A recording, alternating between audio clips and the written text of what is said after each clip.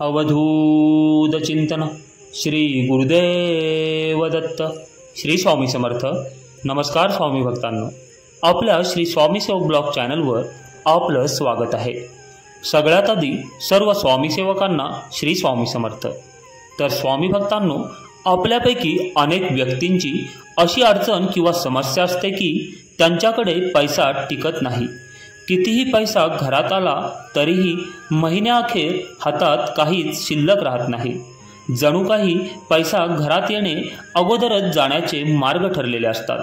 कारण सगळ्यांना नेहमी असे वाटत असते की आपल्याकडे भरपूर धन असावे, नेहमी आपले पैशाने आपले पर्स पॉकेट नेहमी भरलेले असावे। परंतु असे काही होत नाही। भरपूर पैसा येऊनही शेवटी आपल्याला अडचणींचे दिवस काढावे लागतात आणि मग अशा वेळी आपल्याला काय करावे हे समजत नाही। त्यामुळे बहुतेक व्यक्तींचे म्हणणे असते की पैसा टिकत नाही, कारण आपली महिन्याची कमाई आपण ती तशीच आणून ठेवली तर ती तशीच राहील, परंतु घरातील जीवनावश्यक वस्तू आणि घरातील इतर सामान खरेदी आपण केलेली कमाई यामध्ये खर्च करीत असतो। त्यामुळे लक्ष्मी ही चंचल आहे, ती जास्त काळ एकाच ठिकाणी राहत नाही। त्यामुळे आपल्याला माता लक्ष्मीला थांबवायचे असते आणि आपल्या कमाईचा सदुपयोग करायचा असेल तर आपल्या उत्पन्नातील 10% भाग हा भगवंताच्या कार्यासाठी आणि गरिबांसाठी किंवा गरजूंसाठी वापरावा। तेव्हा आपल्या उत्पन्नातील 90% भाग आपल्याला त्याचा योग्य प्रकारे वापर होऊन त्यातून बचती होण्यास सुरुवात होईल। त्यामुळे भरपूर कष्ट करा आणि भरपूर कमवा व भरपूर खर्चही करा, परंतु आपल्या खर्चाचे नियोजन करा। कारण सर्वप्रथम पैसा हातात आला की त्यामधील सर्वात आधी 10% भाग बाजूला काढून ठेवला पाहिजे।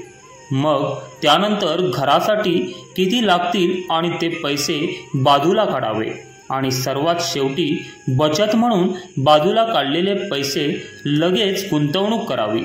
अशा प्रकारे आपण योग्य प्रकारे आपण जर कमाई केलेल्या धनाचे नियोजन केले तर कधी आपल्याला धनाची कमतरता भासणार नाही। तर स्वामी भक्तांनो, असा कोणीही नाही ज्यांच्याकडे पैसा स्थिर राहिला आहे। पैसा हा असा येतो आणि असा जातो, परंतु योग्य प्रकारे नियोजन करणे आवश्यक आहे। कारण उद्यासाठी बचत जरूर करावी। आपल्या उत्पन्नातील 20% हिस्सा हा उद्यासाठी बचत करून ठेवावा।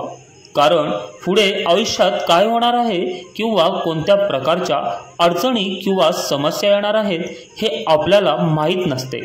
म्हणून भविष्यकाळात प्रत्येक समस्याला व सुखदुःख याला सामोरे जाण्यासाठी बचत अवश्य करावी।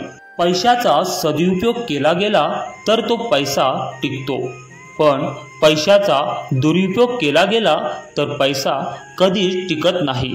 मग आपण लाख रुपये महिना तरी कमवला, परंतु दुसऱ्याच्या वाईट करणे किंवा व्यसनाच्या आहारी तो पैसा गुंतवला तर शेवटी आपल्या हातात एकही रुपया राहणार नाही। म्हणून त्याचा दैवी कार्यात आणि चांगल्या कार्यात तसेच आपल्या कुटुंबासाठी आपल्या पैशांचा सदुपयोग करा, पैसा बचत होऊ लागेल। तर स्वामी भक्तांनो, आजची जर ही व्हिडिओ आपल्याला आवडली असेल तर या व्हिडिओला जास्तीत जास्त लोकांपर्यंत शेअर करा, लाईक करा आणि आपल्या चॅनलला सबस्क्राईब करा। आणि सगळ्यात शेवटचे म्हणजे कमेंटमध्ये श्री स्वामी समर्थ लिहायला विसरू नका। श्री स्वामी समर्थ।